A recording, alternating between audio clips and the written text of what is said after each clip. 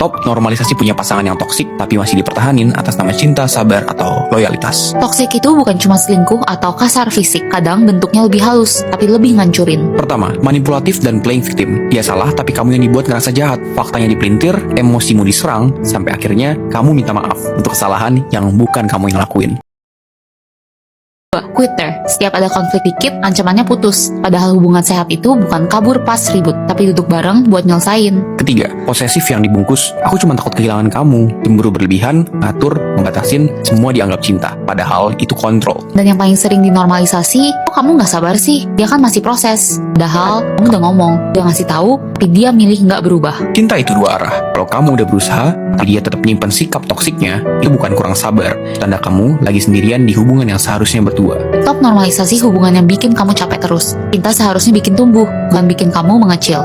Stop normalisasi punya pasangan yang toksik, bermuka dua, playing victim, dan manipulatif. Terus tiap diingetin jawabannya, kalau konten ini FYP ke korban, tag pelaku biar dia sadar. Dengerin baik-baik. Konsep terima apa adanya, itu buat hal yang memang gak bisa diubah. Sifat bawaan, kondisi fisik, latar belakang hidup. Bukan buat membenarkan perlakuan buruk kamu ke pasangan kamu. Kalau kamu kasar, manipulatif, posesif, terus tiap dikasih tahu malah makin galak, itu bukan jadi diri sendiri. Itu nolak bertanggung jawab. Hubungan itu gak bisa isinya mau menang sendiri. Gak bisa kamu pengen dimengerti, tapi gak pernah mau mengerti. Gak bisa kamu minta diterima, tapi gak mau berubah walau udah nyakitin. Dan jangan kebalik logikanya. Kalau pasangan kamu akhirnya pergi setelah berkali-kali ngingetin kamu, itu bukan karena dia nggak mau perjuangin kamu. Justru, itu bukti dia sudah berjuang dan capek sendirian. Coba tanya ke diri sendiri, bukan jangan-jangan dia yang gak sayang, tapi kamu yang gak pernah mau jaga perasaannya. Hubungan itu dua arah. Kalau cuma satu yang ngalah, itu bukan cinta, itu luka.